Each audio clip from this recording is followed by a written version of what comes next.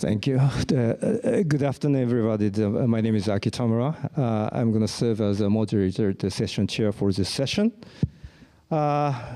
Still, analytical aspect of the how to deal with the supply chain vulnerability following the previous session. Previous session dealt with the firm level data analysis on supply chain vulnerability. It was quite interesting, particularly that I was quite amused to observe the situation where the economists were grilled by the Dr. Bond. It was quite interesting. That I'm quite concerned that Mr. Bond is going to grill us again. That kind of. Do we appear that the lack of sense of urgency as well? That I don't know, but I'm a little bit nervous about that. Don't do that. Anyway, I have a reason to be a little bit nervous because firm level, the data analysis was kind of to the point, to the kind of the specific level of the specific product and the specific firm, which has a kind of tremendous level of granularity about how to grasp the kind of situation of the supply chain and supply chain vulnerability. So as compared with the firm level, the product level, you know that there is a pro and con of the input output table analysis. There is obviously the pro as well, including that, of course, we are going to cover that some lack of, the lack of the confidential data, which has a difficulty to be acquired when it comes to the firm level data analysis. We are going to have a grasp of the eyes views kind of a picture on the situation of supply chain. So in that respect, we have pro and con. Anyway, I would like to give the floor to three speakers first, to be followed by the one discussant. First speaker, no need to introduce. Obviously, he's quite a renowned economist. The professor, Richard Baldwin, the non-resident fellow RIETI, but the professor of international business, International Institute for Management Development, IMD, and also the former chair of CPR as well. So floor is yours. You are going to talk about start from the comparison between the firm level data and the IO approach, and going to some other more interesting aspect of the analysis of the IO approaches. Anyway, the floor is yours. Thank you very much. You can go to the podium. Well, thank you for those kind words of introduction, and thanks for this opportunity for sharing my ideas with this very important audience. I think this is an incredibly important new area, economic security, and it's in some sense opening up an interdisciplinary combination of things that has not been done before. And or probably not since the Cold War, anyways. So I think it's really, really exciting, and I'm glad to be able to contribute a little bit to it. So I'm going to talk about analysis of supply chain vulnerabilities using input-output table. And the first part of my talk will, in some sense, put into context what we've been hearing to now with this alternative way, and I'm also going to look at that using just plain trade data. So the first part will be relatively conceptual, but I hope it allows you to put into context what was said and what's said for other aspects of it. So let me start with, here we go. No. Something's not working. The remote. Okay, here, oh, it was just a delay. Okay, conceptual issues. And I have way too many slides, so I'm gonna have to skip some. Conceptual, so this is the way I wrote a paper for the Brookings Institution in 2003 with a bunch of really smart co-authors. And one of the problems we had was explaining to economists why you would use an input-output table. Now, there are two types of economists in the world, like Mata-san, who knows all about input-output tables, and it's clear. And then there's many economists who maybe had one 10-minute part of a lecture in graduate school 20 years ago, and they have no idea what it's for. So this is kind of putting it together. So when I think about analyzing supply chains, I think we can look at two major approaches. The business approach, which really comes from Porter, Michael Porter, and he's the one who coined this value chain in the chain. And it's really centered on a single firm, buy, make, sell. The firm in the middle is the one who's making it. And so it's a supply chain, and hence the word supply chain. The second is an economics view, where it's a matrix. Here you have all the firms buying and selling to all the firms. So it's not a supply chain, it's a supply network. And when you take this approach, it's like doing your family tree. You can see your tier 1 suppliers are your parents, your tier 2 suppliers are your grandparents, your tier 3 suppliers, et cetera, going up. But you do not understand that some of your great-grandparents might have been cousins of somebody else's family tree. So you get an interesting analysis, but you miss some aspects of it. And I think that's basically the difference. One is doing population dynamics to look at how everybody's related to everybody. The other one is just following one family tree up. Now, there's pros and cons to the Porter approach. It's the only solution for product-level analysis, say high-end semiconductors or rare earth magnets, or Russian gas, for example, or those kinds of things. If you really want to track down, for instance, the highest-end semiconductors and where they made, there is no input-output table sufficiently disaggregated to do that. So it's the only thing you can do.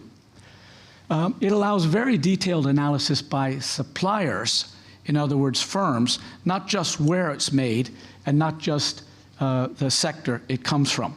And frequently, it's important that the firm, for example, is owned by somebody. They may be producing in Thailand, but maybe they're owned by Japan. So when you go through this Porter thing, you can actually figure out ownership, which may be very important for security analysis. Then also, many companies already do it for commercial, security, sustainability, or ethical reasons, as you were saying, but they won't share it because it's proprietary. Now, I think there's a number of ways potentially getting around that through lighthouses and government things like that, but in any case, that's reality.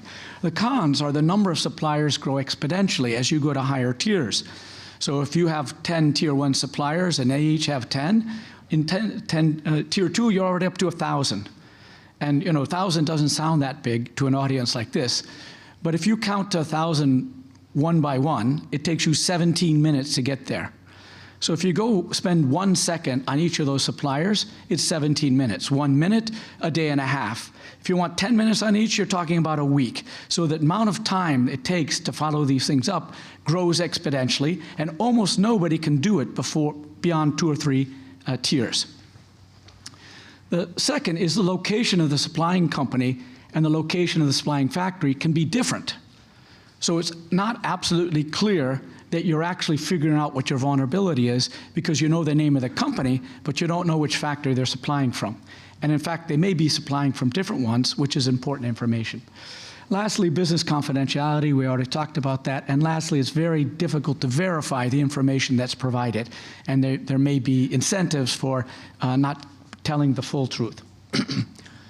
For the IO approach, the supply matrix, the supply network approach, the pros is you can look through the supply chain to see where the good is actually made, including the inputs to all the inputs.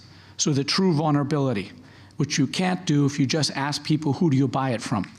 Because they're buying it from people who are buying from people, and accumulating it, you can be much more exposed than you might imagine. And that's basically the point of the Brookings paper from 2003, and I'll show you some charts with respect to China, as you can imagine. So you can do this on a value-added basis. And value-added shows you where the work is actually done.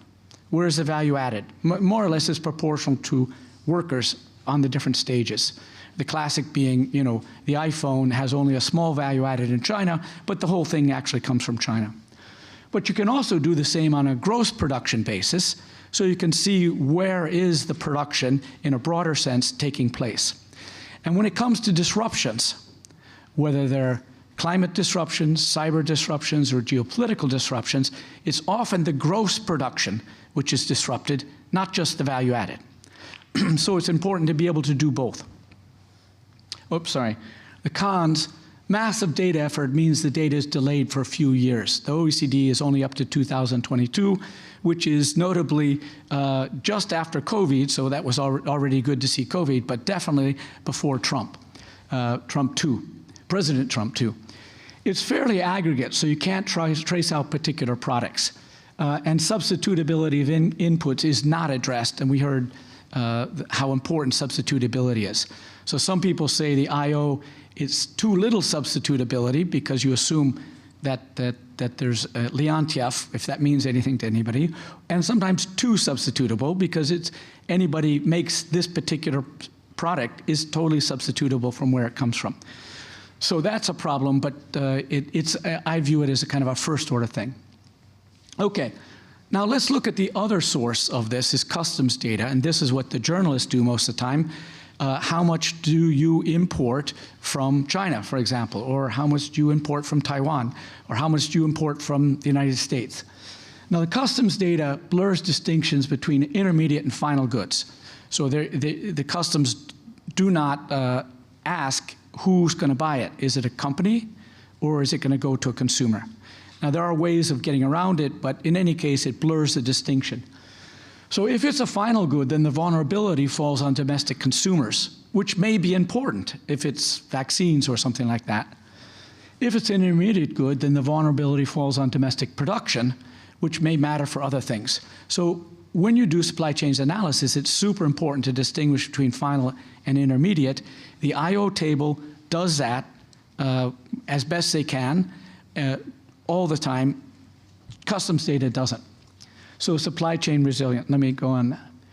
So here's another limitation of customs data is you can only get direct imports. So the true origin is blurred.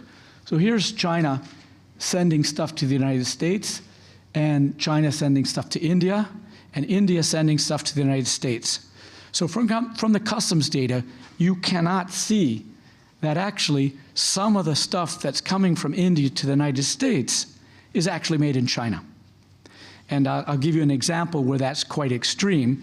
It's probably the next thing after rare earths. I always wonder, like, rare earth is a new TikTok hit, but there are other vulnerabilities out there, and pharmaceuticals is a big one. So here's an example. Amyloxin, which is one of the most commonly used, what do you call it? My jet lag's got me. It's penicillin, basically. Antibiotic, that's what I'm looking for. So Chinese firms produce key starting materials, penicillin G and 6-APA, and they dominate world production. Like 80%, all of it is made in China. And India imports this from China, almost entirely from China, then turns it into active pharmaceutical ingredients and also finishes some of it into an oral form of the penicillin. So the exposure in in antibiotics to China looks like nothing, but in fact, it's enormous. And that's, it's not just vaccines, it's all sorts of things. Ibuprofen, for example. I don't know if you remember the shock when China opened up and all of a sudden all the Chinese were buying ibuprofen and there was no ibuprofen for the rest of the world because they were making it at home. So there we go. Now, one of the good things about input-output tables, you can see the big picture. And what we've been hearing before is very detailed things which are very important. These are complementary things. But you can't really see how dependent is the world on Chinese inputs unless you look at the big picture. So what I did here, this is from the Brookings paper. On the left, we have this foreign production exposure measure that we use on the import side.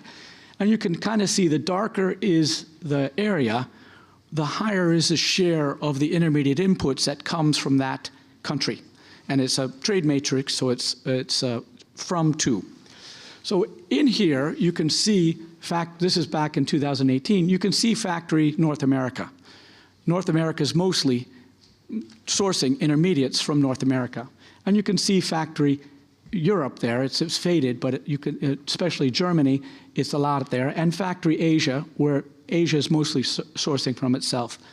But there's two lines there that go outside the factories. The one is China. Everybody is dependent upon China. So that's the darker color on China, and the US. So the US is actually the second largest supplier of industrial intermediates. This is only for manufacturing. So to see these kind of big picture things and how they change over time, need an input-output table, because for instance, you can't have Stefan doing this for 125 things. We stay here like for what, 3 years, and then we look for the big picture afterwards. So it is a shortcut, but it's useful for that. Now the indicators. So using this input-output table approach so that we can look at the supply network rather than just the supply chain, there's different ways of measuring this exposure. So the standard measure of global supply chains is what are called backward and forward linkages. So it's based on the foreign value added in exports. And there's two of them. The backward linkages is the foreign value added in your exports. So it's the extent to your exporters are buying from global supply chains. The second one is forward linkages, which is the extent to which your exporters are selling into foreign supply chains. So when it comes to vulnerability backwards is what most people look at, because it's how vulnerable are your exports to industrial inputs from foreigners. But it's measured in value added. Now, so here, for example, the backward linkages for Japan, it went up to 2014 and it's been falling. Forward linkages, it went up to 2011, it's been falling. And if you look at the value added, most of the engagement looks like it's been falling since the mid-2010s. So the reason we need one is because, the reason these were developed is because the questions they were asking were different. In the 1990s and the 2000s, policy measure question was, where is the work actually done? Because they were interested in jobs. They wanted more of the value. They wanted to move up the value. So the question is, where were the jobs? In 2020s, the policymakers asking, how vulnerable are my supply chains? Where is the production actually done? So you have to switch from value added to gross. And I'll give you an example. So this new question led us to develop these new indicators. And we were very proud that the OECD adopted our indicators, and they're now available online, and the OECD is updating these gross measures, so you can just download them and use them. So here's probably most of you didn't understand most of what I said, partly because I was talking too fast. And so I've learned, and now I work in a business school, is you have one great big graphic and then people go, got it. Okay, and I'll tell a story. So there was a trucker strike in Canada and the United States, which shut down the bridge over which almost all the auto parts go from Canada to the United States for 6 days, which was very disruptive to US auto production. The point here is those trucks didn't just stop the value added from Canada, they stopped the gross flow. So if you want to know about your exposure, you should be measuring gross flows, not value added flows. Does that work? Yes? No? That work, Chad? Okay, all right, good. Now here's another one. You can't see the ultimate destination. So we use this term face value, which is direct exposure. So China's inputs are exported to the United States directly. That's easy to measure. But China's also exporting to Mexico that puts things into products that then is exported to the United States. So to get this look through the whole value chain, you need to use these input-output tables and a bit of matrix algebra. So here the analogy is you probably struggled with whether you should take paper or plastic bags. And people will do the look-through analysis, which one is more green, paper or plastic? And if you look at the paper bag, you say, oh, that's more green. But if you actually look through the whole value chain and you see how much energy and chemicals are used in paper, it's actually the plastic which is better. So this is the same thing. Where is it actually coming through? Okay. Another key distinction is we account for intermediates used in production for domestic consumption, not just exports. So till recently, They were focusing on foreign value added in exports, but if you're worried about disruptions, you will need to know foreign value added or foreign gross production in all of production, even if you don't export it. So using those, we get some facts. I'll skip some of these. So this is look-through exposure to China. This is for the United States, is 3.8 times higher than its face value exposure. So if you only look at the direct, it looks like US isn't that exposed to China. But if you take account of the fact that Chinese inputs go into German brakes, which go into US cars, and all that stuff, it's almost 4 times more exposed. So that's, I think it matters. Here's another one. For instance, if you look from 1995 to 2018 already, in 1995, this is the share of US industries where China is the top supplier.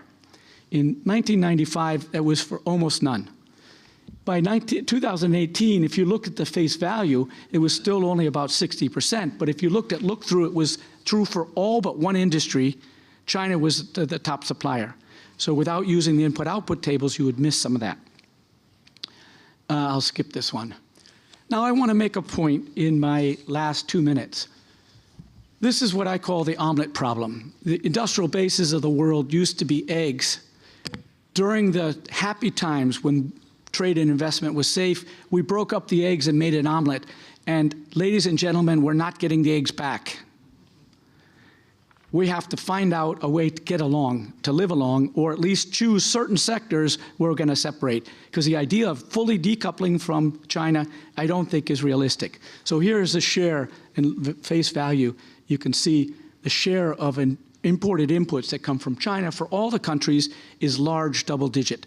To change that on a macro level, you'd be talking about hundreds of billions of dollars, training millions of workers, and building hundreds of billions of dollars of infrastructure if you really wanted to move that back. So that's the one. Also, I want to show, you see the US there, since the Trump 1 administration, the US dependence on China looks like it's gone down. But if you do the look-through measure, here, it's continued to rise. That's on the right. In fact, it's higher than it was when Trump started his trade war on a look-through basis. It's just been circulated through Vietnam and a whole bunch of other countries. So if you really want to know what the vulnerability is to export disruptions, you need to look through. The last thing I want to say is that the US has been going in the wrong direction if they're worried about exposure to China. So here, this data goes from 1995 to 2022, and the black line shows US total exposure to foreign inputs in production. And it's been falling since the global financial crisis. Not a lot, but it fell. The blue line is the sum of the sourcing from the G7 plus 6 emerging economies plus China, and it's flat. And it's flat because US is sourcing less from G7 allies and more from China and emerging markets. And that's still going on. So the idea that there's decoupling, even despite all the tariffs, despite all the trade war, it's still not decoupling and in some sense shifting from allies to potential conflict sources. And that you can see with these measures. So I'll stop right there. Thank you for listening.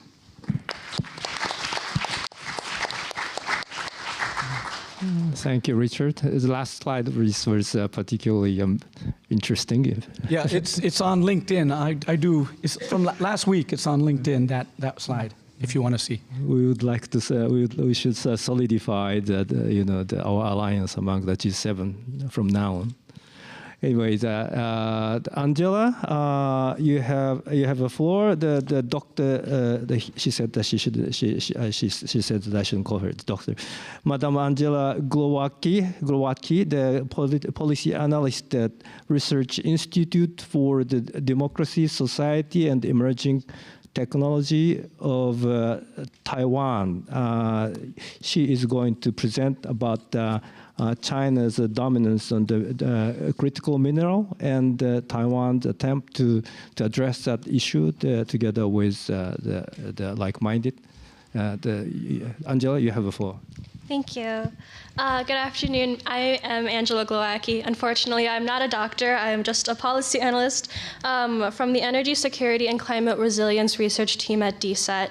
And my presentation today will be drawing on the research from 2 different projects from my team to paint an overall picture of how upstream supply dependencies can cascade into downstream tech vulnerabilities, keeping in mind the different types of economic shocks, supply chain friction, but also the larger regional vulnerabilities that this creates. So before we get into the research, I'm sure I don't have to explain this to you, but we're all familiar that China has long been weaponizing control of critical minerals and rare earth elements that are crucial for vital industries, such as semiconductors and also batteries, which I'll be discussing later. So we're all familiar with where we are, but I want to ask, how did we get here? And in order to answer this question, I want to look towards how China's industrial priorities have shifted since around 2014 to 2015. So before that, from around 2005 to 2013, China's industrial development goals were still centered on becoming the world's factory. And so they are focusing a lot on infrastructure tied to steelmaking and iron. And then with the Made in China 2025 plan that was released in 2015, China's industrial priorities shifted away from the infrastructure tied to steelmaking towards advanced technologies. So this is semiconductors, these are electric vehicles, and their solar panels. And China's turn to its industrial development goals also brought forth an increased demand and reliance for critical minerals. And so it was the 14th five-year plan that first explicitly recognized mineral supply chain as part of national security. And so this shift shows that China was increasingly prioritizing its control over these upstream resources. And so these figures just further depict the necessity for specific critical mineral needs in clean energy technologies. I specifically want to note the growth demand rate for selected critical minerals in drone batteries. So this is lithium, cobalt, and nickel. Of course, China cannot take all of these minerals from its own land. It still relies a lot on other countries to export these minerals. And so the right-hand chart shows China's dominance in critical mineral refining, which we all know is very, very large. The left hand shows China's share of the primary production of the raw material. And I specifically want to draw your attention to the last mineral on the bottom, nickel. And so as you can see, China produces very little nickel naturally, but its refining capacity is disproportionately more. And so the next question would be, where is the nickel coming from? And so Indonesia has the world's largest nickel reserves. They account for over 50% of the global supply. And China, in order to secure stable supplies of this critical mineral, has turned to foreign direct investment to focus on resource-rich Southeast Asian countries such as Indonesia.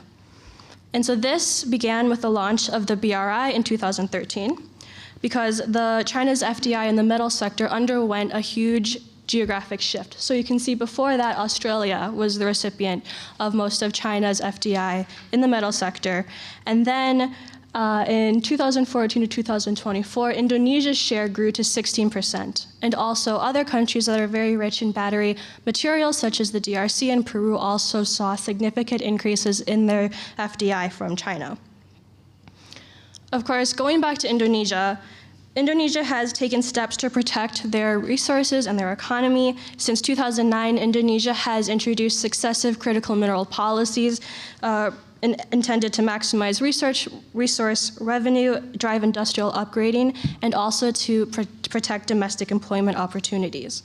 And so their strategy was focused on downstreaming and also nickel ore export bans. And so we analyzed different legal frameworks and different trade regulations, and we identified what we refer to as a carrot and stick approach. So in this case, the carrot would be investment incentives, regulatory facilitation, and also financing support. The sticks would be, of course, the export bans, licensing control, and also local content rules. And so the result here was an accelerated shift away from the raw ore exports towards onshore smelting, refining, and battery material production. And so this shift also resulted in Chinese-led joint ventures and syndicated finances into Indonesia's industrial parks. So basically, as Indonesia tightens its raw ore exports, Chinese firms respond by investing locally to maintain a market access. And so this figure demonstrates how China still found a way to access these markets by adapting to Indonesia's policy. And we can use the implementation of the BRI as a touch point to see how the strategy evolved. So before the BRI, policy banks in China dominated around 90% of the outbound mineral financing. So they would provide measures like low interest loans and guarantees, and they would invest largely in large-scale mining and refining projects. Then in early 2014, 2017, the early BRI era, policy banks, their role declined, and state-owned commercial banks ended up covering more of these costs. The shift was tied to China's model that's called policy paving the way, commercial follow-up.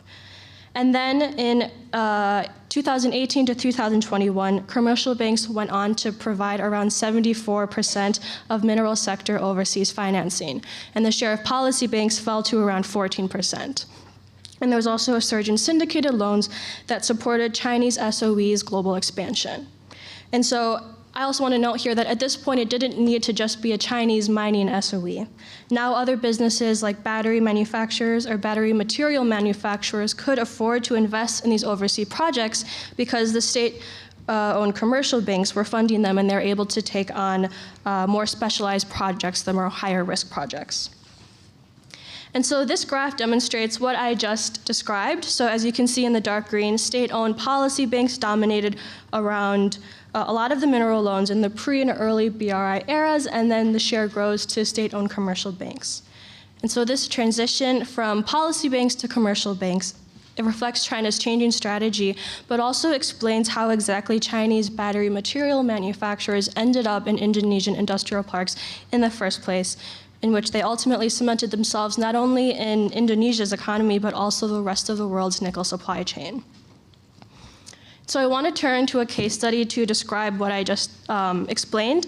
And so we took the Indonesia Morowali Industrial Park. And so this is called IMIP. So we can begin in 2013. So the IMIP was elevated as a BRI flagship project. They were producing a lot of iron ore, or stainless steel and nickel pig iron. And then Tsingshan became a major investor. This was following Indonesia's 2014 raw ore nickel ban. And around 95% of the nickel pig iron that was being manufactured in IMIP went directly to China. Later in 2018, Indonesia starts to turn to the EV battery chains. And at this point, a joint venture was formed between Chinese and non-Chinese shareholders, and they began producing something called mixed hydroxide precipitate, or MHP. And so this material is important because it can be converted into nickel sulfate, which is crucial for cathode materials in lithium-ion batteries. And so manufacturing the MHP in the industrial park essentially met Indonesia's push for localization, but it still kept a structural reliance on China, who would take the MHP to convert it to the nickel sulfate for the battery materials. And then lastly, in 2023, there is just deeper integration between IMIP within the Chinese and Indonesian cooperation, most notably seen through the joint construction of a new high-process acid leaching plant, which is also important for battery material manufacturing. And using IMIP as a blueprint, you can see that Chinese firms have also replicated the strategy in other Indonesian science parks, such as there's one in Wida Bay and Pomala. So our main takeaway here is to show that while Indonesia did gain some leverage through export bans and downstreaming rules, it still remains tied to China's capital, technology, and its market demand. So additionally, even though the smelting and refining occurs in Indonesia, Chinese firms have about 75% of the shareholding, while Indonesian firms only capture about 13%. It's also estimated that over 90% of Indonesian nickel products exports were shipped to China in 2023, so very recently. So of course, this creates several economic and political impacts for Indonesia. China is Indonesia's largest financier and top source of foreign direct investment, and Chinese firms control around 75% of Indonesia's nickel refining capacity. And so our key message here is that like-minded countries need to work together to minimize this asymmetric dependence on China. And so this is a brief summary of what I just explained, but our key message, of course, goes back to not only do Indonesian policymakers need to be aware of this, but also foreign policymakers also need to be aware of this, considering what it means when China has too much investment in a particular supply chain. And then I want to use the remainder of my time to move a little bit further down the supply chain, specifically looking at drone battery manufacturing and how Taiwanese battery manufacturers and policymakers have been contending with China's dominance in this supply chain as well. So I was talking about lithium-ion batteries, and they're not only necessary for clean energy technology, but they're also very, very crucial in defense technology like drones.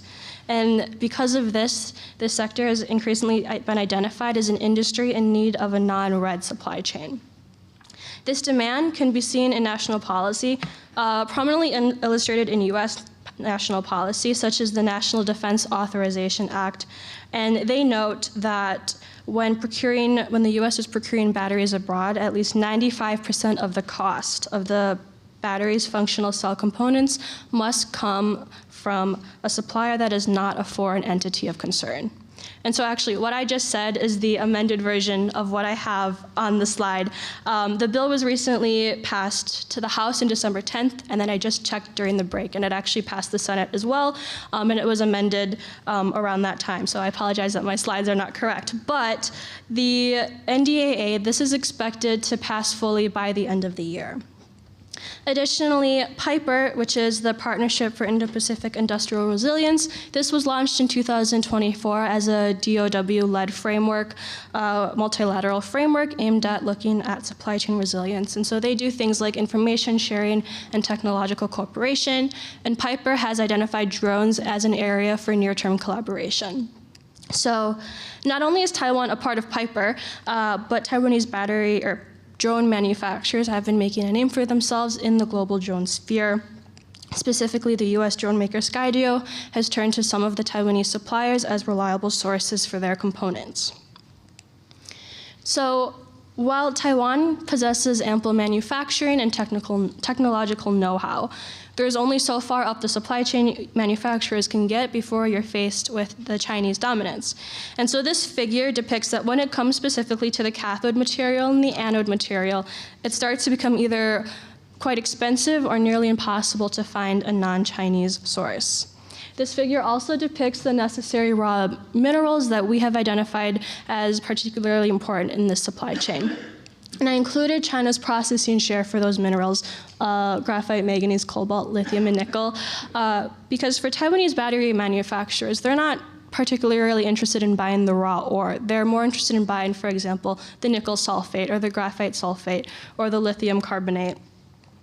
And so this is the problem because Chinese firms also dominate a lot of the manufacturing when it comes to these battery-grade sulfates in particular.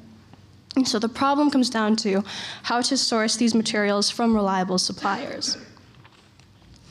We met with several different battery manufacturers and industry experts in Taiwan to get their read on the situation and to ask them what their attitude was about de-risking or de-readying the battery supply chain.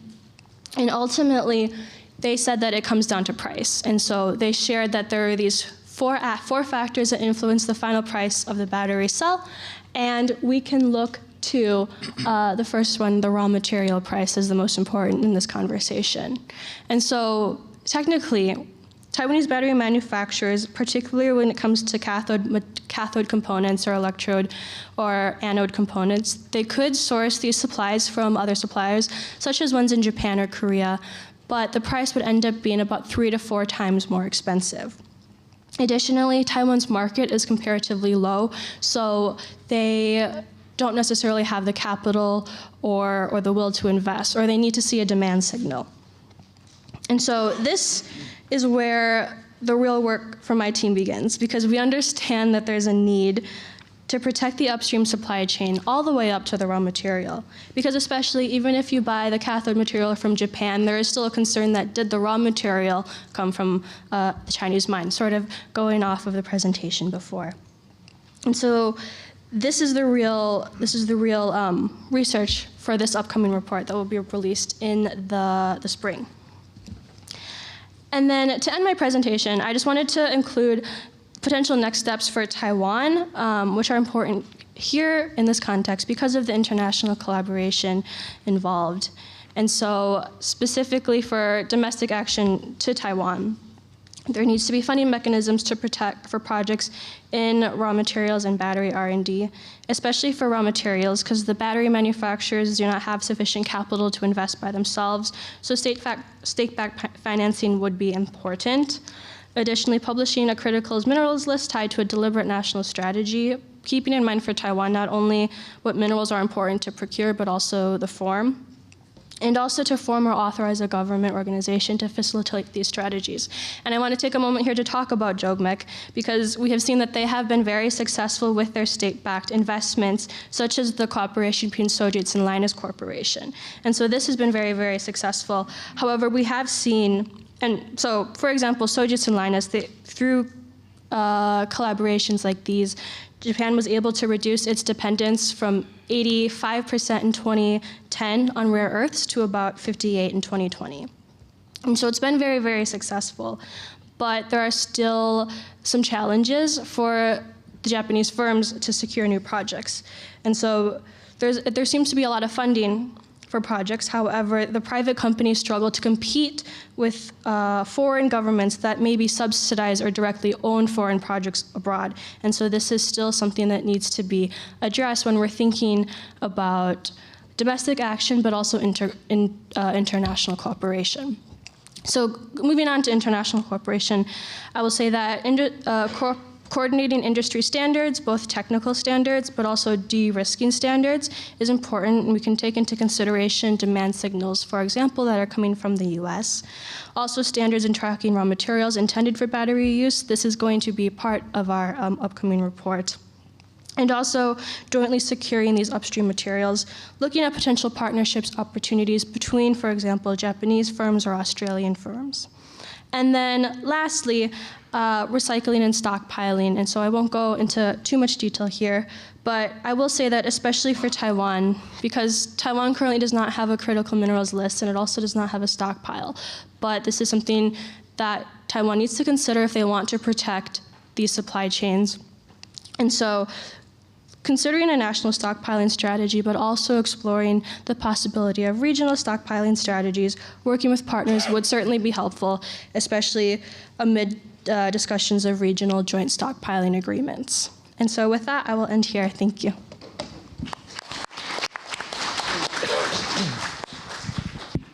Thank you, Angela, including your kind of reference to the JOGMEC's the effort to secure the rare earth together with Linus and the Sojitz Corporation. Actually, this scheme is quite similar, exactly same as one which is conducted in the France, which has been referred to the previous president from France. But the partner is different, Karamag, and also the Iwatani are the partner, but the scheme is exactly the same. Anyway, thank you, Angela. The next speaker is Dr. ISONO, the Ikumo ISONO, Director of the Economic Integration Study Group and Developed Studies Center, IDE-JETRO. He is going to present in Japanese, so if you need, please wear the microphone, the earphone. The ISONO-san, the floor is yours. ありがとうございます。 Yes, thank you very much. 皆さんこんにちは。 So good afternoon, everyone. So I'm Isono from Institute of Developing Economies.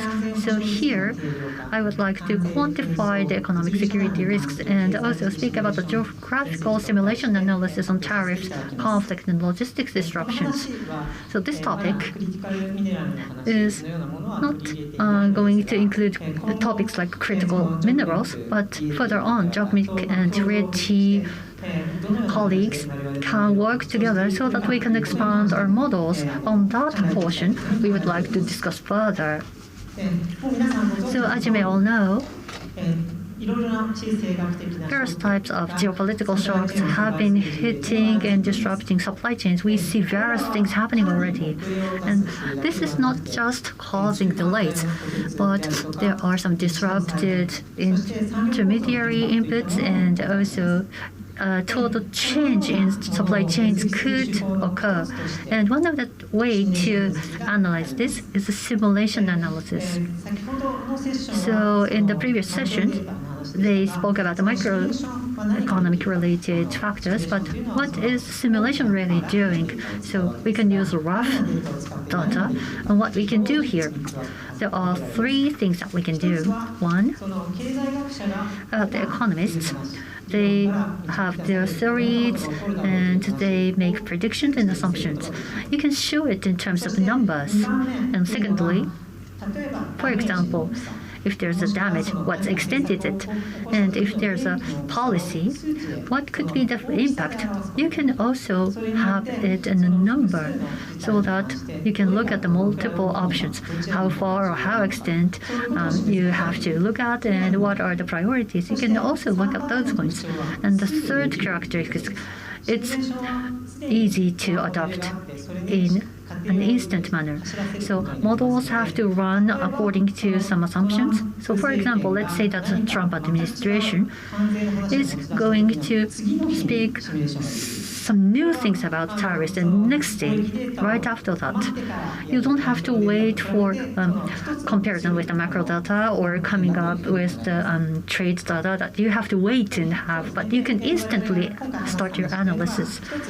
So I'm going to speak about Trump tariff, and then I would like to also speak about Thailand and Cambodia border conflict and disruptions. And thirdly, I would like to also speak about the disruption at the Suez Canal crossings.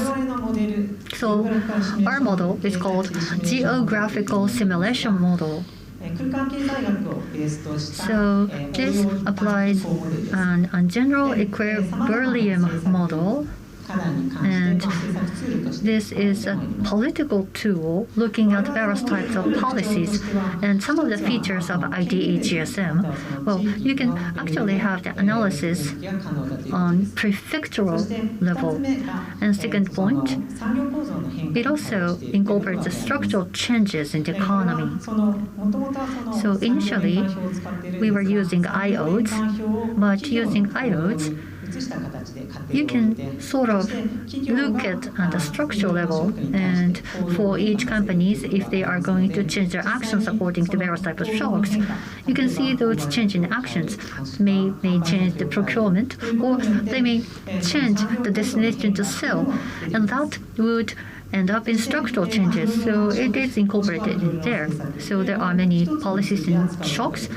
You can actually see it in one single tool. So if there is a tariff like Trump tariff, how is it impacting ourselves? And we are using geographical data and transport cost data, and also where and which point physically, geographically would be disrupted, and in what kind of force you can take another route. And then what could be the possible change? You can see all these through. So this time, I would like to focus on dependency. Like, for example, you may depend on China, and sometimes people may be worried about depending on export to US and what could happen in times of disruptions. And conversely, if you're going to have alternative options, how would it change the situation and what could happen? We would like to look at those points. One of the features of our model is that we have covering a lot of regions, but we only have 8 industries against the regions that we cover, like thousands or like. So we cannot just go deeper into small minor sectors, but having said that, we can still have these 8 types of industries or categories you can look at. And sometimes it's difficult to get the granular data. So most of the work at our model is trying to come up with a good data construction. And we also look at transport costs. Those information are available within our models. So like tariffs or physical transport cost, as well as some non-tariff conflicts. So those were in the past it was not able to see easily, but we are having those information in our models. So also, I should also speak about what this model does not cover. So I would like to speak about the limitation of our IDE-GSM. Well, we cannot see the exchange rate impact. It's fixed. And secondly, we look at direct investment, and especially which country is sending something to which other countries. So those kinds of direct investment cannot be covered. So our model is looking at the impact to country domestically. So you can see the impact to Japan. But what kind of like companies operating in various companies can look at, well, that's a bit difficult. And also looking at the change of mindset, like an ambiguity with the Trump tariff, you cannot see it through our model, meaning that, for example, once there is a policy that's been implemented, we're going to check the impact. And fourth, but very important point. So, for example, part of Chinese overproduction cannot be covered. So our model looks at a scenario like if China cannot export to other than the United States, we can see that. But if there is a subsidiary and there is a Chinese overproduction, and if you have a production facility, and if you have an insufficient move to change to other countries, when we say overproduction, actually those factors are not covered fully. So I would like to also speak about what has been happening in the past. So within our model, we checked things like global decoupling. So simulation analysis related to global decoupling has been done. So we looked at US-China trade war after 2018, and also sanction on Russia after Russian invasion to Ukraine, and global decoupling, looking both west side and east side of the globe. If there's a decoupling, we look at those simulations. And last year, we also run the scenario like, what if Trump comes again? And by the way, it is called Moshitora in Japanese. So what are the common conclusions? I summarized it in my slide here. So if countries participate in some kind of sanctions, regardless of whether you are in the west side or the east side of the globe, you'll have an impact. And because you may have a large world economy, you may get a large impact. And secondly, if the countries maintained neutrality like Global South, they will actually gain benefit. So, for example, they just wait and see, but they got a good impact because the China's export could decrease, but ASEAN could export to US. And for example, there could be an export increasing from China to other Asian countries. And thirdly, if Western and Eastern camps would have greater sanctions, if they like engage in trade wars, including further tariffs, there could be more negative impact. It could get greater. But for example, for neutral countries, benefits will be greater. So for this reason, for both Western and Eastern camps, it is very difficult to have these neutral countries into their camps. And also, it's difficult to completely isolate the other camp from the world. So it means conversely, for Global South countries, you may not see destructive measures like world becoming bloc to bloc and competing with each other and having a destructive impact to everyone. So here, this is the characteristics of the second Trump administration, which greatly differs from the previous ones. So one is that, so for most countries, actually Trump administration imposed its tariffs. So here, when we say tariff, what is the extent of it, but it does not speak everything about the economic impact. So you can see relative relations. So whether country A has higher tariff than country B or not would greatly impact your economic situation. So if you have very low tariff rate compared with other countries, you will be in an advantageous position. But if other countries have lower tariffs and if you are a lagger, of course, you may get a totally negative impact. And against the United States, if you have large exports, like compared with your GDP, in your country, if you have an important role in exporting to the United States, it would also impact significantly. So I would like to speak a little bit about what we can do with these kinds of scenarios. So in July and August, and in addition to that, about China, there was a 20% tariff. So we would like to look at those kind of latest situation and run a simulation. So this is called a reciprocal tariff, and this is what we got. So the United States, they have minus 3.0% worth of GDP impact. China, it's minus 0.7%, relatively a large negative number. And looking globally, it's minus 0.8% impact. But you look at Singapore, for example. So they stayed at around 10% tariff rate. So they actually had the positive number, especially for electronics. Singapore was very advantageous, so their number is pretty good. So why did the United States suffer negative impact? So there are three effects and roots. One is that the United States consumers, they have to buy goods at high prices coming from foreign countries. And also the United States producers, companies, they have to buy components and services at higher prices. So those are two negative impacts. And the third positive impact from the three, well, that is a statement from Trump administration. But the positive impact on producers is that in the United States, United citizens can buy the purchase of domestic goods and services, but if you just offset everything together, you get this minus 3.0% impact on US GDP. And looking at other countries, for example, as I mentioned briefly, if you have a large portion of exports to the United States, there could be a further negative impact.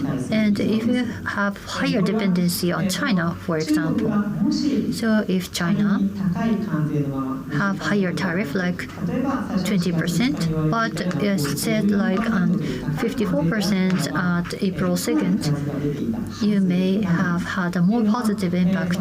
Why? Because further on, Thailand, Vietnam, those countries, like if they have higher dependency on US exports, there could be a higher gap, because if China had more higher tariff, you have to import more from China and you add value, and then you can export to the United States. So they could be further advantageous. Those kind of things would happen. Singapore, they were 10% already, so they may get more further advantages. But on the other hand, Japan and Indonesia, the country where have lower export compared to the country's GDP, the impact could be smaller compared with other countries. And here's another example, the second one. So this is about the border disruption, geographical impact. So this is a border on their land, and we assume that the border had been disrupted for one full year. So we have this map here. The blue highlighted area has a positive impact, and the red highlighted area has a negative impact. So for Cambodia, that's near to Thailand, and land area near Phnom Penh, you get negative impact. And electronics-related sectors, they have the supply chain that's stronger linked to Thailand side. So if that land border is disrupted, so for example, Sihanoukville, you have to go from the south side, or you have to go all the way from Vietnam side. So if you have higher dependency on Thailand, the negative impact will be greater. Compared with that, Thailand side, comparatively speaking, they may suffer some negative impact, but it's not that large. And also Vietnam side. So Cambodia near to Vietnam, in these areas, conversely, they may have a positive impact. So because for Vietnam side, you can also have an alternative option. And within Cambodia, if they have a positive impact, you can produce more. So those kind of impact ended up in this kind of positive impact. And looking at Suez Canal, well, it's not about Houthi, but it happened in 2021. You may remember the tanker had stopped in this Suez Canal, so we analyzed that impact. So if we say the sea route, this Suez Canal was blocked for 12 months, so it's an extreme situation. And if you run a scenario like that, this kind of ship, they're not going from the south side of the Africa. You may have other options. So for example, you can use the rail that's running on the north side, and you can use land routes other than Suez Canal. So there could be various options if that kind of blockage actually happened. And this is the result of our simulation. Looking globally, you can see that again, red highlighted area is a negative impact area, and blue highlighted area, they had positive impact. You can see blue area is more compared with the previous example. Why? Because if you have to really use Suez Canal, if you're so completely dependent on Suez Canal, of course you get further negative impact. But if you have alternative route, you can see that it's having a positive impact. And like in Australia and South Africa, if they originally do not have to use Suez Canal, you may get the alternative route coming from other countries, and you have a positive impact. So from these analysis, what we can see as a policy implications, well, disruptions and these kind of blockades would impact companies that's dependent on that kind of options. But there are some areas which may enjoy good impact if they can have an alternative route or options, and if you can switch from one source to another, you may get a positive impact. And within this model, if the companies try to identify alternative locations. For example, if you cannot export too much to US, and if you're a company in Indonesia, you can send it to Indonesia, Japan, India, or GCC, even EU. You can increase the export portion to those destinations. And you can also import more from Japan and also Singapore about these kind of electronics-related products. So there could be a policy that could support these kind of actions. So those policy could be maybe a good option to pursue. So CPTPP, like joining them, or if you have an Indonesia-EU trade agreement, these kind of options could be pretty much impactful. So you can see that our simulation model, you can see it's not so granular, but still that kind of disruptions could be harmful, and which area could be impacted. Where can you find the alternative locations of routes? What kind of policies could be effective enough? Or you can mitigate the impact. You can see those kind of policy implications. So that's briefly from my side. Thank you very much for your kind attention. Thank you very much, Dr. Isono. Thank you very much for presenting the IED, the GSM, and the concrete application thereof to the 3 concrete cases. Next speaker is the Professor Kim, who will serve as a discussant He is a distinguished professor in the Department of Economics at Seoul National University. He is going to present his comment and questions to the presentation of three speakers. The floor is yours. First of all, I would like to give my thanks to the organizers, not only for inviting me, but also for providing this wonderful symposium as a public goods to the society of scholars and policymakers on this issue. I think it is important because the area of economic security is an emerging stage, and nobody knows what will be exactly in the future. So, the IDE-JETRO and JOGMEC and RIETI came together to form a kind of symposium to provide wonderful occasion to teachers to learn about these issues from each other. So I would like to congratulate and thank for this wonderful symposium.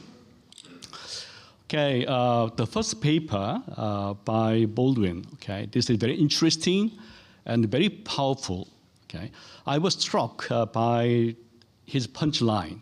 He said, "Full decoupling from the United States, from China is not possible." Okay, the period. Okay, because we look at the trade data. Okay, basically direct linkage, but he suggested a kind of look-through measure. According to this look-through measure, United States exposure to China is 3.8 times as much as the face value, direct trade data. So it's too big, basically, to decouple from China.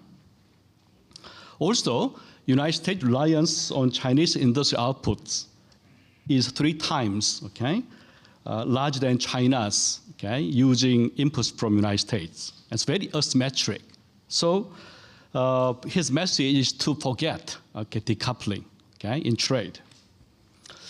Okay, I have some questions and some curiosity as well. The first of all, substitution. Okay, China may not be a dominant producer, okay, in terms of production. So United States may substitute inputs from China with those from other countries. Okay, and so what will this kind of diagnosis change if we include or take account of substitutability? Okay, that is first question.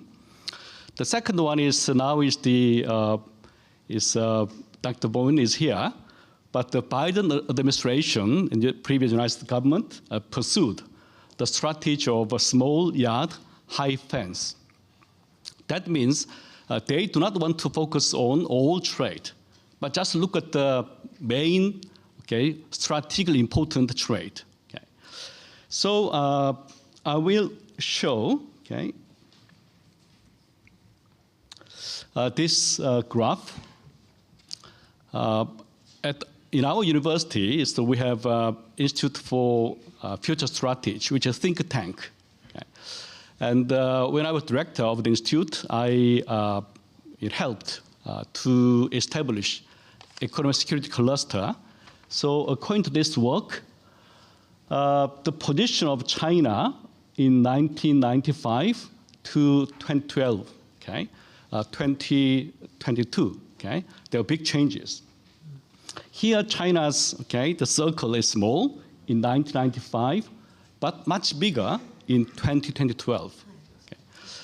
But on top of that, Professor Baldwin's paper shows that, this is direct trade.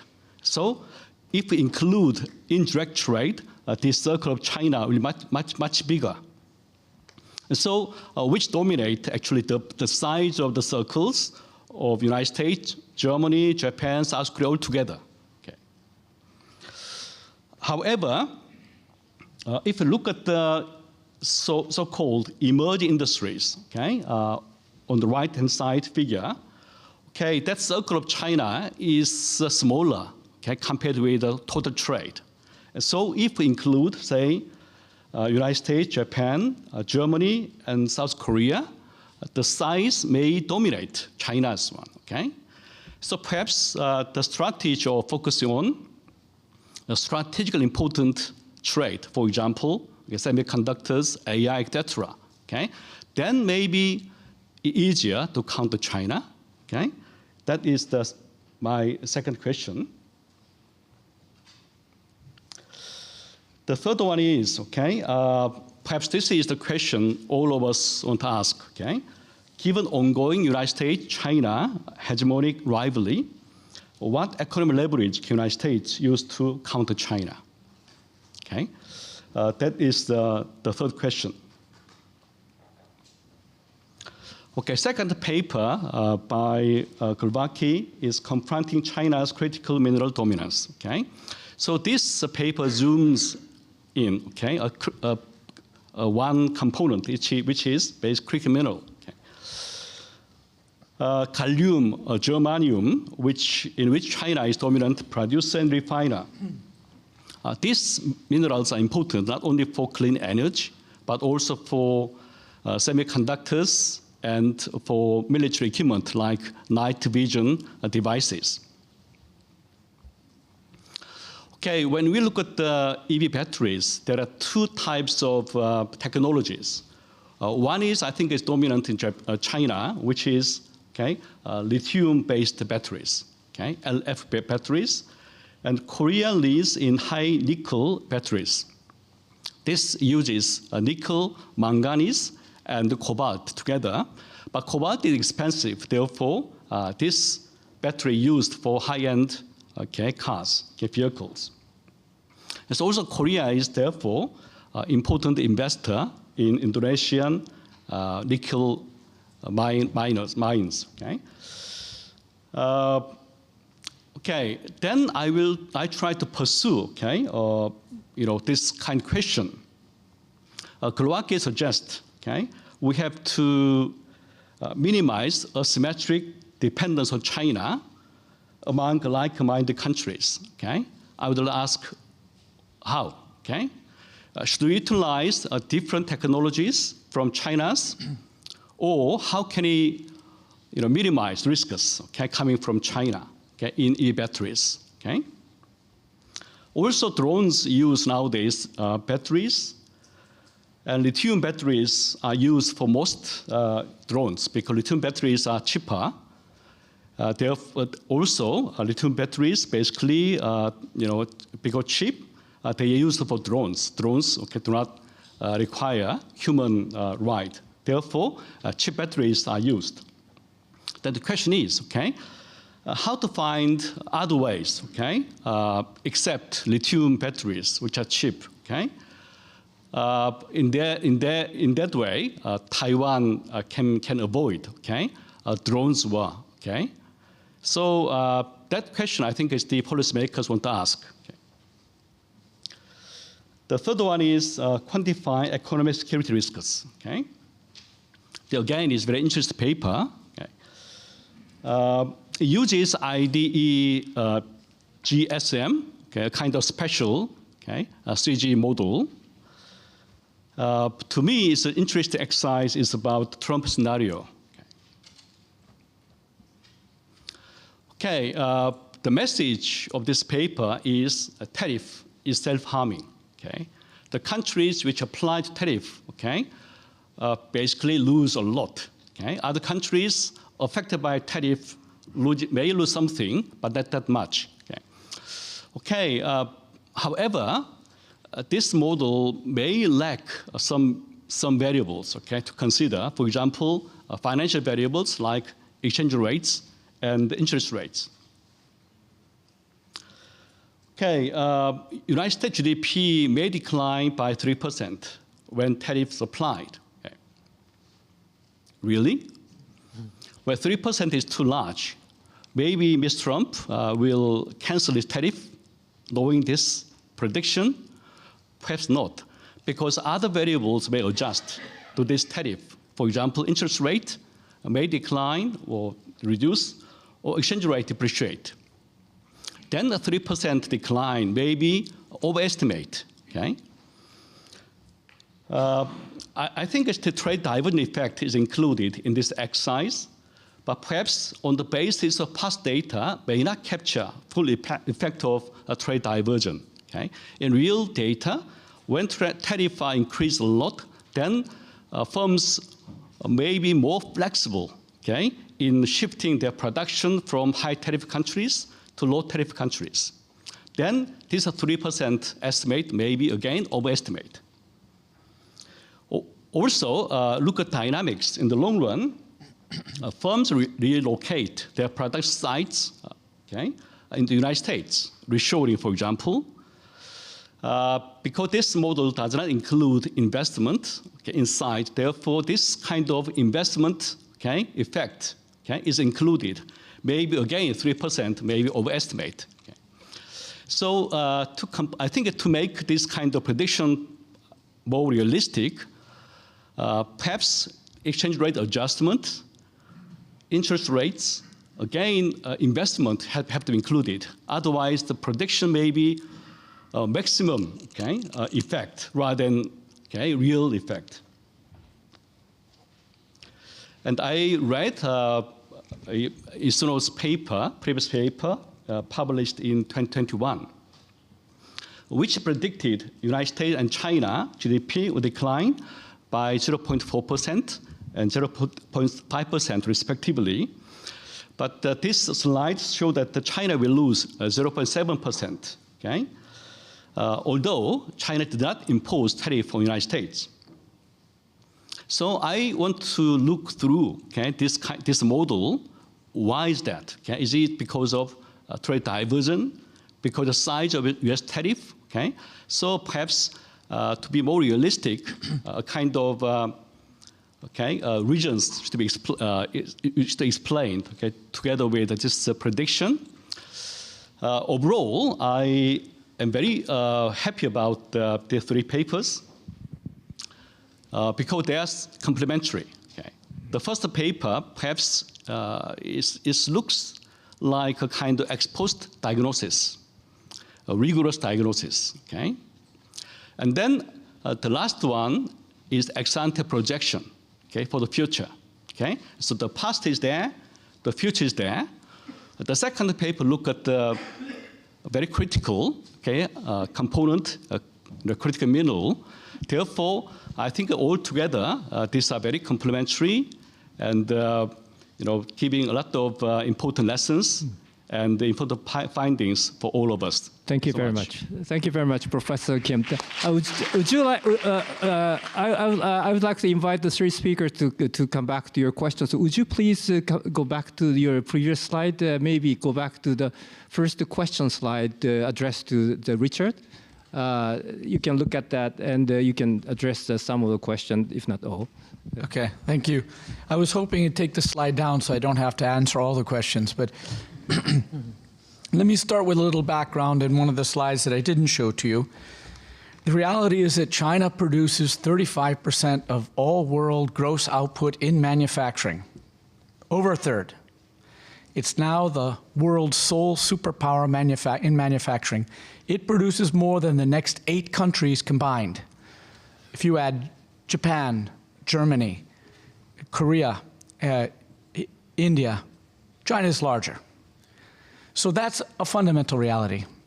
And if you wanted to move that 35% down to 25%, you would have to have an economic effort which is unimaginable. Maybe over a long time, gradual could change, but in the short term, that's the reality. And in this slide I didn't show, China's accounts for almost as much of world intermediate production in industrial goods, so that dominance in manufacturing is also in the intermediate goods. So it's basically impossible to avoid buying Chinese industrial inputs if you want to make anything anywhere. And we shouldn't fool ourselves that just talking about decoupling or de-risking is going to change that, because it's so large. Also, I'd point out that China has started to specialize more in intermediates. So if you look at China's exports and production, it's exporting fewer final goods and more intermediate goods, and now about half of all its exports are in intermediate goods. So that's just the reality. Now, what to do about it? It's important to remember that there's two sectors that governments all across the world have not trusted the market to get the location of production correct. Farms and arms. Every country has expensive, extensive policies, bipartisan support to bring more farm production home and more arms production at home. It's a consensus that's expensive, but people put up with it.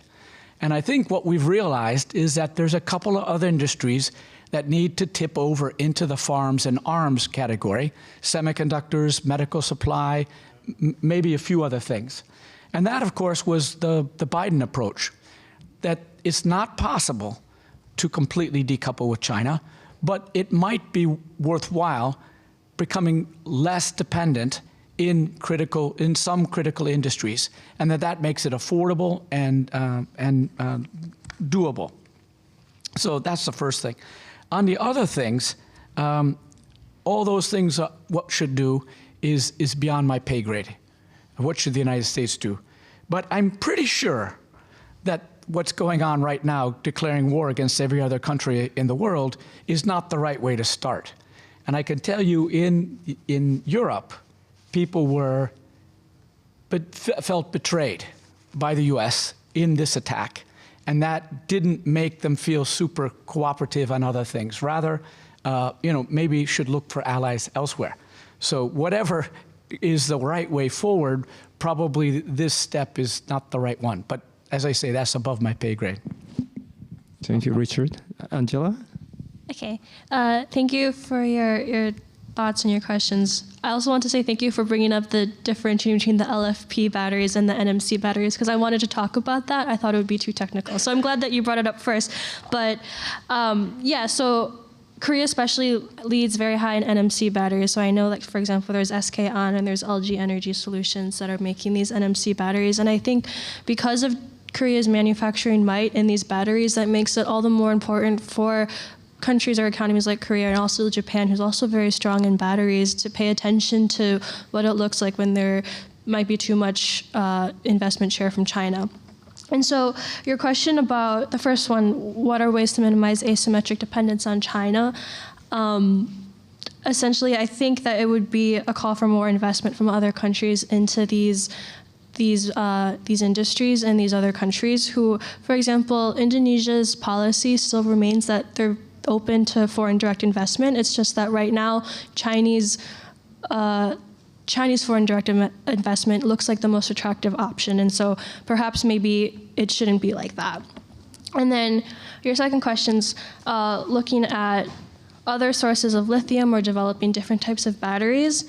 I think that it's because the issue of critical mineral supply chains and the issue of drone batteries, because these are so young, I think it's too early to rule out any type of solution or any type of option. And especially when you're looking at like NMC or solid state batteries or quasi-solid state batteries, they still require a lot of these critical inputs. For example, even the nickel, manganese, cobalt, the NMC, will require a lot of nickel and the cobalt as well. And so for that reason, I think it's best a two-tiered approach. Thank you, Angela. Isono-san, quickly, please. Yeah, thank you so much for the questions. The first one is related also to the question from Flo. The Flo said the U.S. economy appears resilient. Then the other, what do you think? Then the 3% U.S. GDP decline reflects only the real side effects. Then in reality, considering the past experience in the 2018, the U.S.-China trade war, the exchange rate and the monetary adjustment could partly offset this. Then the 3% might be the overestimate. But of course, the magnitude depends on the policy and the market conditions. And then there are the two types of the substitution in the model. The first one is the substitution from the imports from high tariff country to the low tariff countries. And then also another substitution is the substitution from the import goods to the domestic products. So the U.S. has a huge the economy and also the huge the industrial base. Then actually it already reduced the negative impact. If a small country did the same thing, it would be the really disaster. Yeah. And then China's GDP decline in this scenario is a negative impact on China comes from the U.S. tariff and trade diversion. And then especially the U.S. tariff on many countries this time reduce the U.S. demand, and then it hurts the Chinese exports. Coming back to the first question, then why we have the negative impact? We may have another two reasons. The first one is a pass-through of by the companies. Now the companies are still waiting what is ongoing. Then the many companies based on the survey that they cover some tariff by themselves. Then the price is not hiking much, but may change in the next year, meaning the next year.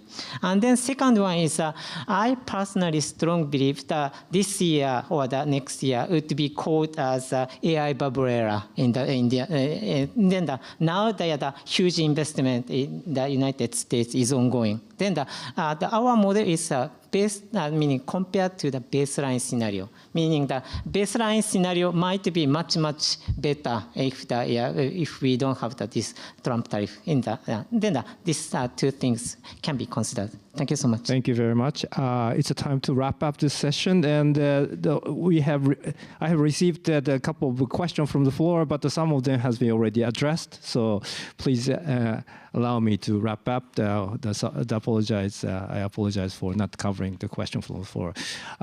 Please join me for thanking all four speakers in the session. Thank you very much.